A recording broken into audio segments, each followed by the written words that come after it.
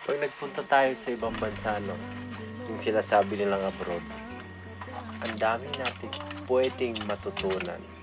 Andiyan yung matututo tayo magtrabaho ng iba't ibang klaseng trabaho. Andiyan din yung matututo tayo sa iba't ibang ugali ng tao na pakikisamahan natin. Lumalawak yung kaalaman natin at humahaba ang pasensya natin. Andiyan din yung lilibangin natin sarili natin kasi malayo tayo sa pamilya natin.